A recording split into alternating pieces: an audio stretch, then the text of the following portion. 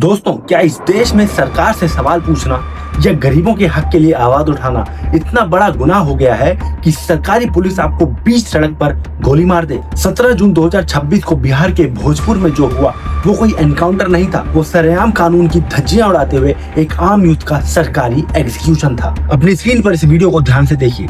एक 28 साल का युवा जिसका नाम था भरत भूषण तिवारी पुलिस के सामने अपना वेपन जमीन पर फेंक देता है, अपने दोनों हाथ हवा में उठा लेता है और चिल्लाते हुए कहता है कि अगर मेरी मांगे पूरी की जा रही हैं तो मुझे सरेंडर करने में कोई प्रॉब्लम नहीं है, मैं सरेंडर करने के लिए तैयार हूँ। वो पूरी तरह निहत्था हो चुका था दोस्तों, लेकिन बिहार पुलिस के जवानों पर एनकाउंटर का ऐसा भूत सवार था कि सरेंडर करने के ठीक 10 सेकंड बाद 2 गोलियां चलती हैं और लाइव कैमरे के सामने एक हंसते खेलते यूथ को मौत की नींद सुला दिया जाता है। और घटना के बाद पुलिस एक झूठी प्रेस रिलीज निकालती है कि उन्होंने आत्मरक्षा में गोली चलाई है। मैं पूछता हूँ, क्या दोनों हाथ ऊपर करके एक निहत्थे आदमी से बिहार पुलिस को इतना डर लग रहा था? आज हम कोई गोलमोल बात नहीं करेंगे, आज हम सीधे सवाल पूछेंगे बिहार की सरकार से, जिन्होंने एक एक्टिविस्ट को हमेशा के लिए खामोश कर दिया। सबसे पहले इस झूठ को अपने दिमाग से निकाल दीजिए जो बिहार पुलिस ने फैलाया है कि भरत तिवारी एक सनकी अपराधी था। भरत भूषण तिवारी पर पहले से कोई एक भी FIR दर्ज नहीं थी।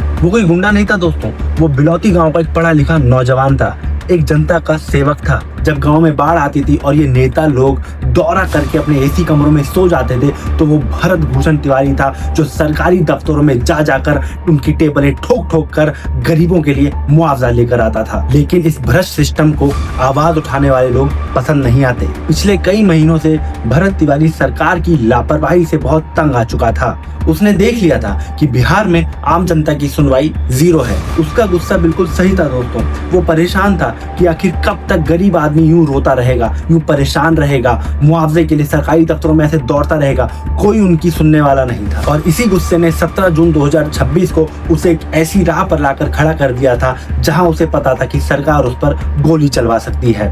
लेकिन तभी उसने अपना फेसबुक लाइव ऑन करके देश को ये दिखाया कि सरकार का असली चेहरा क्या है। 17 जून 2026 को भरत भूषण तिवारी एक नेशनल हाईवे पर हाथ में एक तमंचा लिए हवा में फायरिंग करते हैं। लेकिन यहाँ पर वो किसी आम आदमी के ऊपर फायरिंग नहीं कर रहे, वो चिल्ला चिल्ला कर ये बोल रहे हैं कि यहाँ के नेताओं को बुलाओ, अफसरों को बुलाओ, मुझे यहाँ की जनता के बारे में, जो यहाँ की पीड़ित जनता है, मुझे उनके मुद्दों पर बात करनी है, मुझे कोई ना कोई एक सोल्यूशन चाहिए, क्योंकि वो परेशान हो चुका था।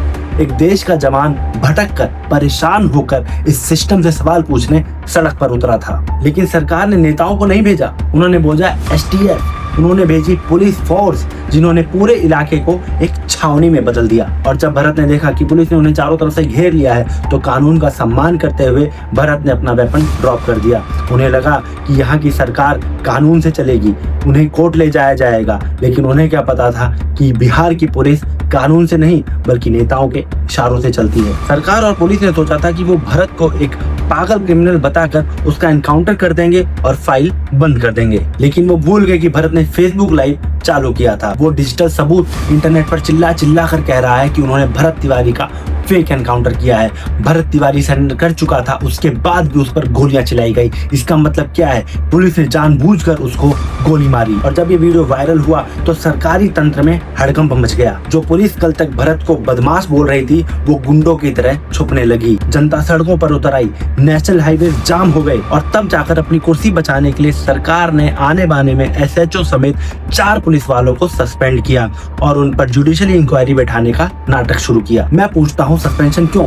उन पर सीधे सेक्शन 302 के तहत हत्या का मुकदमा दर्ज क्यों नहीं किया गया? दोस्तों, आज इस वीडियो के माध्यम से मैं बिहार की सरकार से कुछ सवाल पूछना चाहता हूँ। सवाल नंबर 1, दुनिया के किस संविधान में ये लिखा है कि अगर कोई अपराधी भी हाथ ऊपर करके सरेंडर करे तो पुलिस उसे गोली मार सकती है? सवाल नंबर 2, बिहार में क्राइम कंट्रोल के नाम पर पुलिस वालों को जो ये खुली छूट मिली हुई है, क्या इसका नतीजा यही है कि अब किसी भी आम एक्टिविस्ट को गोली मार दी जाए? सवाल नंबर 3, आज अगर वो फेसबुक लाइव वाला वीडियो ना होता तो क्या आप इस आम यूथ को एक क्रिमिनल बताकर ये केस दबा नहीं देते? ये पूरी तरह से एक सोची समझी हत्या है।